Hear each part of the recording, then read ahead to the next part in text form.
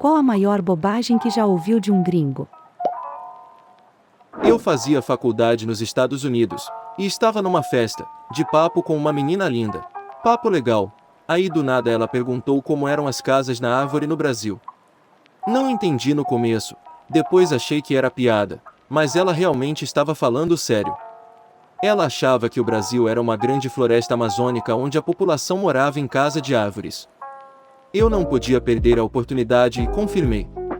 Falei que estava no exterior estudando para poder voltar para o Brasil com um emprego melhor para comprar uma árvore para minha família, porque a nossa já estava velha.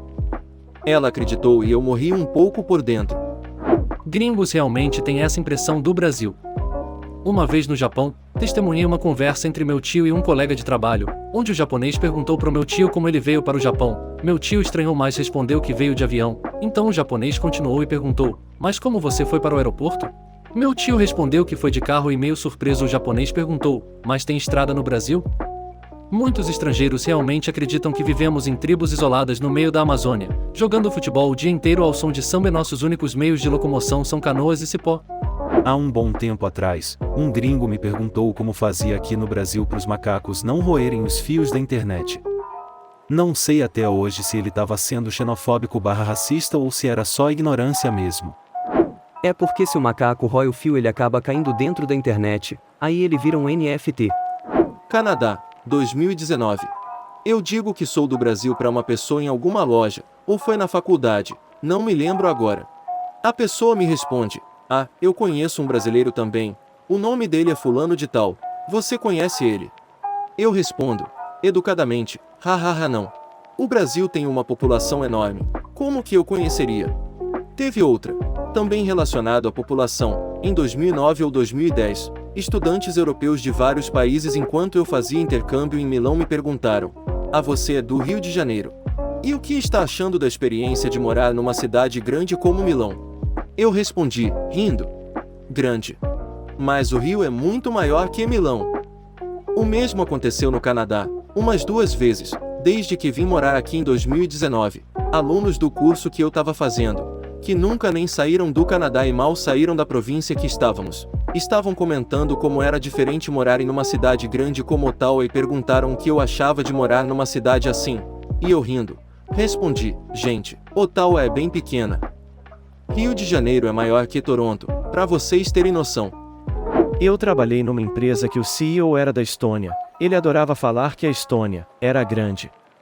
Um dia enchi o saco e falei: "Grande o caramba, meu país tem uma ilha em um rio que é maior que seu país inteiro."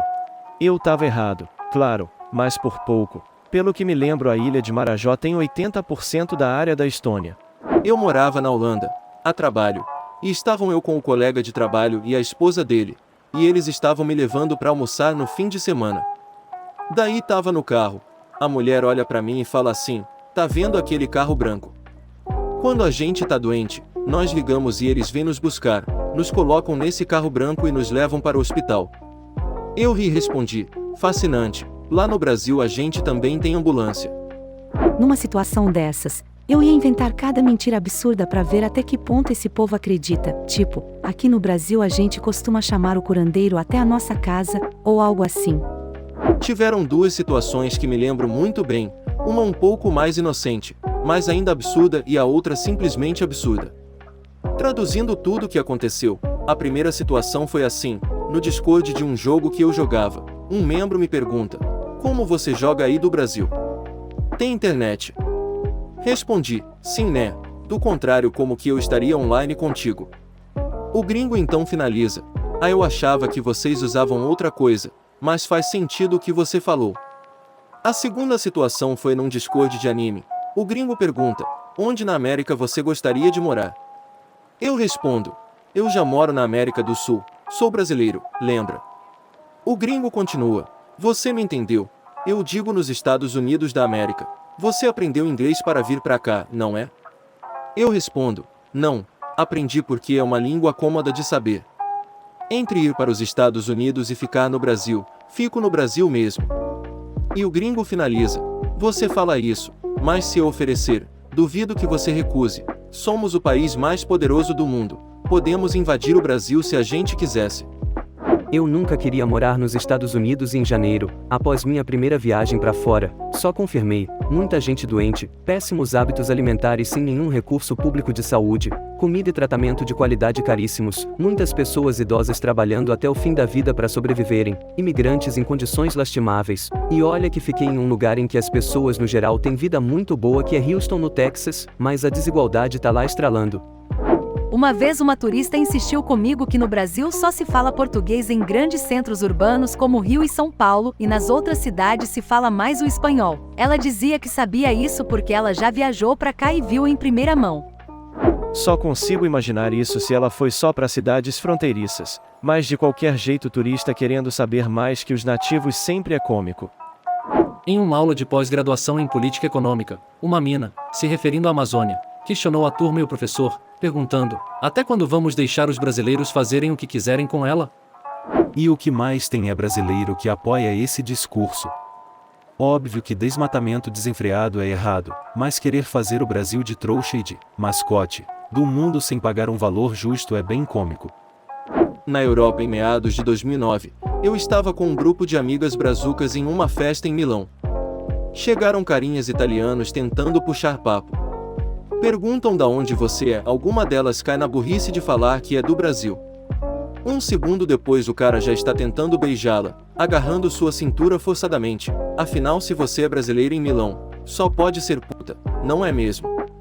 Esse tipo de mudança de comportamento que alguns gringos têm após saber que a gente é brasileira é muito nojento. Eu moro nos Estados Unidos já faz alguns anos e já vi bastante disso por aqui, com pessoas que eu conheço e comigo mesmo. Uma vez eu estava em um Uber, e eu tô lá batendo papo com o motorista.